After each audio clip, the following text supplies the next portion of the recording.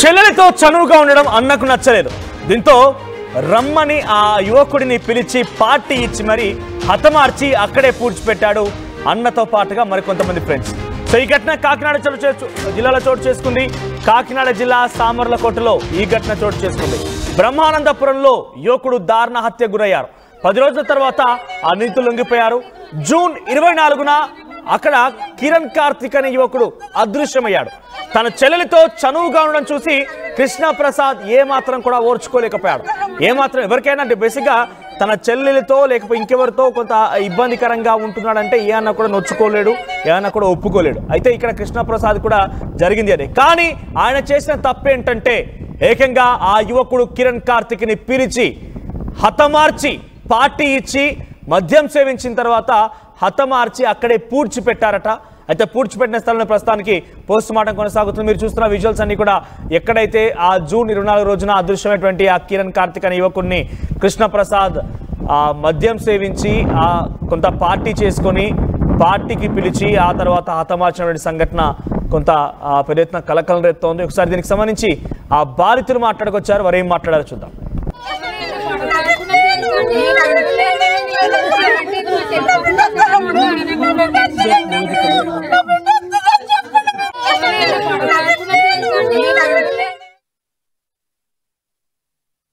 వచ్చేస్తున్నా కొడుకు రాలేదు. రాపోయి 10:30కు ఫోన్ చేసాం. 10:30కు ఫోన్ చేసినా సరే శిక్ష అయిపోతుంది. సరే నా మీద కానీ కోపించాడేమో, పడుకున్నాడు అవలగినాడు. పొద్దుటొస్తాను ఎత్తుకుంటే వీళ్ళిద్దరూ కూడా పొద్దుట వాళ్ళ ఇంట్లో తిరుగుతున్నారు. వాళ్ళకు కూడా వేరే వాళ్ళు అడిగారు, ఎరా కనపడ్డా అని అడిగారు. అది కూడా చెప్పలేదు సార్. మీరు ఏదైనా సరే వాళ్ళతో పాటు ఎవరైతే ఉన్నారో వాళ్ళ అన్నయ్య ఆడు కూడా ఆడికి సపోర్ట్ చేశాడు. ఎందుకంటే పొద్దుట వాళ్ళ ఇంట్లో ఉన్నప్పుడు వాళ్ళ ఇంటికి చెప్పకుండా ఉంటాడా వాళ్ళ పెద్దనాన్న గారు అబ్బాయి. వీళ్ళందరూ ఎవరైతే తప్పు చేశారో వాళ్ళందరికీ ఖచ్చితంగా శిక్ష పడాలి సార్. మీకు ఎప్పుడు తెలిసింది? మీకు తెలిసిందా దీని మీద అనుమానం వచ్చిందా? మాకు అసలు అనుమానం ఏమీ రాలేదు సార్. వాళ్ళ మీద అనుమానం ఉంటే నేను తర్వాత రోజే పెడిదాను పోలీస్ స్టేషన్లో. నేను ఇంకా నా కొడుకు పోయాడు, నేను ఎక్కడో ఉన్నాడు, నేను పని కోసం తిట్టాను, దానికోసంగా వెళ్ళిపోయాడేమో నేను ఎత్తుక్కుంటూ ఉన్నాను.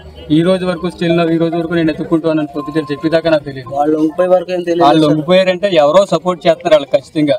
ఎందుకంటే చేసి రోజు ఉంటే మరుసటి రోజు అని చెప్పాలి కదా, చెప్పలేదు. వాళ్ళకి వెనకాల ఎవరో సపోర్ట్ చేస్తున్నారు. ఆ సపోర్ట్ చేసే వాళ్ళు రావాలి బయటికి, వీళ్ళకి ఆశ్రయం ఇచ్చిన వాళ్ళ కుటుంబం వాళ్ళు రావాలి బయటికి. ఇక్కడ వాళ్ళ అమ్మ నాన్న సపోర్ట్ ఉండకుండా ఏది చేయడు. వీళ్ళు ఏమైనా స్నేహితులు అండి? చనిపోయిన అబ్బాయి గట్ట ఏ స్నేహితులు కాదండి. ఆడు ఒక్కొక్కడు ఉన్నాడు కదా, ఆ కుర్రాడు మాతో పాటు పనిలోకి వచ్చి కూడా మానేసాడు. ఒక్కరోడు ఈ కుర్రాడు మాకు స్నేహితుడు కాదు, ఏమి కాదు. ఊళ్ళో అంతే.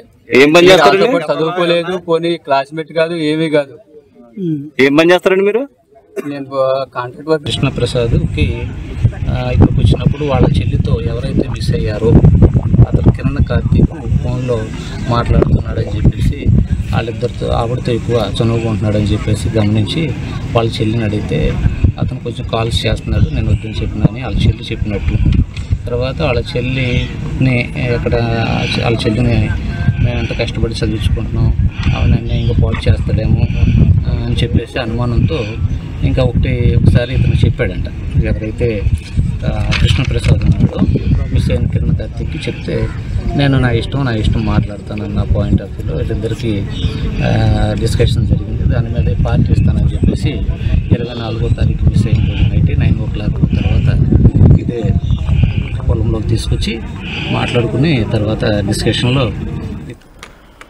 రైట్. కాకినాడ జిల్లా సామర్లకోటలో ఈ ఘటన చోటు చేసుకుంది. తన చెల్లెలతో చనువుగా ఉంటున్నాడని చెప్పి కృష్ణప్రసాద్ కిరణ్ కార్తిక్ అనే యువకుడిని పార్టీకి రమ్మని పిలిచి హతమార్చి అక్కడే పూడ్చిపెట్టినట్టు తెలుస్తోంది. మరిన్ని అప్డేట్స్ తమ ప్రతినిధి ప్రకాష్ లైవ్లో సిద్ధంగా ఉన్నారు. ప్రకాష్, సో ఏం జరిగింది? కిరణ్ కార్తిక్ మరణం పైన పోలీసు ఎటువంటి అంశాలు చెప్తూ ఉన్నారు?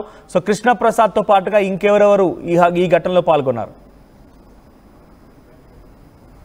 మనోజ్, ఏదైతే కాకినాడ జిల్లాలో ఏదైతే సోమలకోట మండలం అలాగే పివి రామవరం సంబంధించినటువంటి కిరణ్ కార్తిక్ అనే యువకుడు 19 ఏళ్ళ యువకుడైతే అతి దారుణ హత్యకైతే గురైపోయాడని చెప్పాలి. ముఖ్యంగా ఏదైతే పివి రామవరం సంబంధించినటువంటి అందులో దానికి సంబంధించినటువంటి అదే వీధికి చెందినటువంటి ఎవరైతే తన చెల్లితో చనువుగా మాట్లాడుతున్నారనే అక్కసు పెంచుకుని ఎవరైతే కృష్ణప్రసాద్ అనే యువకుడు తన చెల్లితో ఈ విధంగా ఫోన్ లో మాట్లాడడం మెసేజ్లు పెడుతున్నారని అక్కసు పెంచుకున్నాడు. అతను కృష్ణ భగవాన్ అయితే ఈ విధంగా ప్రధానంగా చూసుకుంటే ఎవరైతే కృష్ణప్రసాద్ అయితే తన చెల్లితో మాట్లాడుతున్నాడనే అక్కసుతోనే తనను ఎవరైతే ఉన్నారో కిరణ్ కార్తిక్ అయితే గత రాత్రి గత 24వ తారీఖుని అతనైతే పార్టీకైనా పిలిచాడు. పార్టీకైనా పిలిచిన నేపథ్యంలో సరదాగా కూడా ఎంజాయ్ చేశారు. ఈ నేపథ్యంలోనే ఇద్దరి మధ్య కూడా వివాదం నెలకొంది. ఇదే విషయంపై తన చెల్లికి ఎందుకు మెసేజ్లు చేస్తున్నామని కూడా చెప్పిన నేపథ్యంలోనే ఇద్దరి మధ్య కూడా వివాదం చోటు చేసుకుంది. అక్కడ వినోద్ అనే యువకుడితోనే అలాగే వినోద్తో పాటు అలాగే ఎవరైతే కృష్ణప్రసాద్ ఇద్దరు కలిపి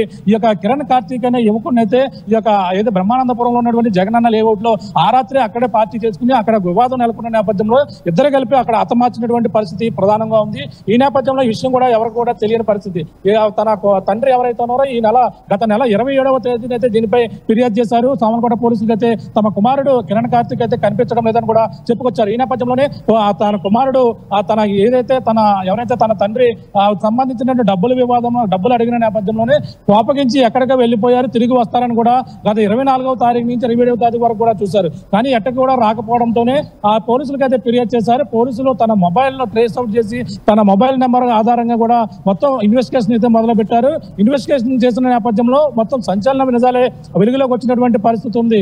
ఆ కిరణ్ కార్తీక్ అయితే తన వీధిలో ఉన్నటువంటి కొంతమంది వ్యక్తులు ఎవరైతే ఉన్నారో కృష్ణ ప్రసాద్ తో పాటు వినోద్ కలిపి తన హత్య చేసి ఎక్కడైతే బ్రహ్మానందపురంలో ఉన్నటువంటి జగనన్న లేఅవుట్ లో పూడ్చిపెట్టినట్టుగా పోలీసులకు అయితే సమాచారం మొత్తం ఇన్వెస్టిగేషన్ లో తెలిసినటువంటి పరిస్థితి ఉంది. ఈ నేపథ్యంలో నిందితులు ఈ విషయంపై ఇన్వెస్టిగేషన్ చేస్తున్నారని తెలిసి వాళ్ళైతే ఆ రెవెన్యూ ఎవరైతే విఆర్ఓ ఉన్నారో విఆర్ఓ ముందు కూడా ఇద్దరు కూడా లొంగిపోయినట్టుగా నేరం తానే చేసినట్టుగా కూడా ఒప్పుకున్నటువంటి పరిస్థితి ఉంది. ఈ నేపథ్యంలోనే మొత్తం ఈ ఘటనపై జరిగిన ఉదంతం తన చెల్లితో గత కొన్నాళ్ళ నుంచి కూడా ఇది చదువుగా మాట్లాడుతున్నారని ఆ విషయం అయితే తన హైదరాబాద్ లో ఉన్నటువంటి కృష్ణప్రసాద్ కి అయితే కొన్ని రోజుల క్రితమే తెలిసింది. ఈ నేపథ్యంలోనే తన హైదరాబాద్ నుంచి అయితే ఇక్కడ సామర్లకోట రావడం జరిగింది. వచ్చిన నేపథ్యంలోనే తన చెల్లితో ఎవరైతే కిరణ్ కార్తీక్ అయితే చనువుగా మాట్లాడుతానని ఇరుగు పొరుగు వారు చెప్పిన పరిస్థితి ఉంది. ఆ నేపథ్యంలో తను ఏ విధంగా అయినా తనతో మాట్లాడాలి, తన చెల్లిని చదువుకున్నటువంటి చదువుని డిస్టర్బ్ చేస్తాడు అని చెప్పేసి ఉద్దేశంతోనే తనైతే తీసుకెళ్లడం పార్టీకి పిలిచి ఆ రోజు రాత్రి 24వ తారీఖునైతే ఈ విషయం అయితే బయటకు వచ్చినటువంటి పరిస్థితి ఉంది. అక్కడే హతమార్చినట్టుగా కూడా పోలీసులకు అయితే ఇన్వెస్టిగేషన్ లో తెలిసినటువంటి పరిస్థితి ఉంది. రెవెన్యూ అధికారుల సహాయంతో ఎక్కడైతే పూడ్చినటువంటి ప్రాంతాన్ని వెళ్లారో అక్కడ ఉన్నటువంటి మృతదేహాన్ని బయటకు తీసినటువంటి పరిస్థితి ఉంది. నిన్న దీనిపై ఎవరైతే సిఐ ఉన్నాడో కృష్ణ భగవాన్ అయితే దీనిపై కేసు నమోదు చేసి దర్యాప్తు చేసినటువంటి పరిస్థితి ఉంది. ఆ నిందితులు ఎవరైతే ఉన్నారో కృష్ణ ప్రసాద్ ని వినోద్ను కూడా అదుపులో తీసుకున్నట్టుగా కూడా పోలీసులు ఏదైతే చెప్పుకొస్తున్నారు.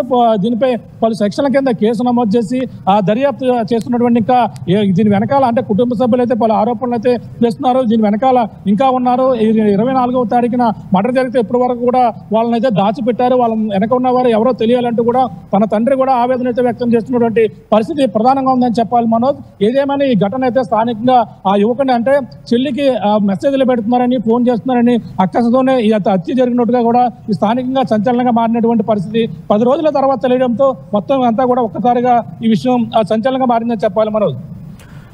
Right Prakash, thank you for the updates. మొత్తం మీద కాకినాడ జిల్లా సామర్లకోటలో ఈ ఘటన చోటు చేసుకుంది. తన చెల్లెలతో చనువుగా ఉంటున్నాడని చెప్పి కిరణ్ కార్తీక్ అనే యువకుడిని కృష్ణప్రసాద్ అనే యువకుడు తన చెల్లితో అలా ఉండడం నచ్చక పార్టీకి రమ్మని పిలిచి ఆ తర్వాత హతమార్చి అక్కడే పూర్తి చేశాడు. ప్రస్తుతానికి ఈ ఘటన పైన పెద్ద ఎత్తున పోలీసులు ఆ నిందితుల్ని పట్టుకున్నారు. జూన్ 24న అదృశ్యం అయితే 10 రోజుల తర్వాత ఈ రోజు అదుపులో తీసుకున్నారు. సంఘటనా స్థలాన్ని తీసుకువెళ్లారు. ఆ మృతదేహాన్ని వెలికి తీశారు. పోస్ట్ మార్టం కూడా అక్కడే కొనసాగిస్తున్నారు. ప్రస్తుతానికి ఈ ఘటన పైన పోలీసులు అటు కుటుంబీకులు అంటే కిరణ్ కార్తీక్ బంధువులు తన కుటుంబీకులు ఏం మాట్లాడారో చూద్దాం. కొడుకు రాపోయి 10:30కు ఫోన్ చేసాం. 10:30కు ఫోన్ చేసినా సరే స్విచ్ ఆఫ్ అవుతుంది. సరే నా మీద కోపించడేమో పడుకున్నాడు ఎవరు పొద్దుట ఎత్తుకుంటే వీళ్ళిద్దరు కూడా పొద్దుట వాళ్ళ ఇంట్లో తిరుగుతున్నారు. వాళ్ళకు కూడా వేరే వాళ్ళు అడిగారు ఎవరా కనపడ్డా అని అడిగారు. అది కూడా చెప్పలేదు సార్. మీరు ఏదైనా సరే వాళ్ళతో పాటు ఎవరైతే ఉన్నారో వాళ్ళ అన్నయ్య ఆడు కూడా ఆడికి సపోర్ట్ చేశాడు. ఎందుకంటే పొద్దుట వాళ్ళ ఇంట్లో ఉన్నప్పుడు వాళ్ళ ఇంటికి చెప్పకుండా ఉంటాడు వాళ్ళ పెద్దనాన్న గారు అబ్బాయి. వీళ్ళందరూ ఎవరైతే తప్పు చేశారో వాళ్ళందరికీ ఖచ్చితంగా శిక్ష పడాలి సార్. మీకు ఎప్పుడు తెలుసు కృష్ణప్రసాద్కి ఇక్కడికి వచ్చినప్పుడు వాళ్ళ చెల్లితో ఎవరైతే మిస్ అయ్యారో అతను కిరణ్ కార్తీక్ ఫోన్లో మాట్లాడుతున్నాడని చెప్పేసి వాళ్ళిద్దరితో ఆవిడతో ఎక్కువ చనువుకుంటున్నాడని చెప్పేసి గమనించి వాళ్ళ చెల్లిని అడిగితే అతను కొంచెం కాల్స్ చేస్తున్నాడు, నేను వద్దని చెప్పినాని వాళ్ళ చెల్లి చెప్పినట్లు. తర్వాత వాళ్ళ చెల్లిని వాళ్ళ చెల్లిని మేము ఎంత కష్టపడి చదివించుకుంటున్నాం అవునన్నీ ఇంకా పాటు చేస్తాడేమో అని చెప్పేసి అనుమానంతో ఇంకా ఒకసారి ఇతను చెప్పాడంట. ఎవరైతే కృష్ణప్రసాద్ ఉన్నాడో మిస్ అయిన కిరణ్ కార్తీక్ చెప్తే నేను నా ఇష్టం మాట్లాడతానన్న పాయింట్ ఆఫ్ వ్యూలో వీళ్ళిద్దరికీ డిస్కషన్ జరిగింది. దాని మీద పార్టీ ఇస్తానని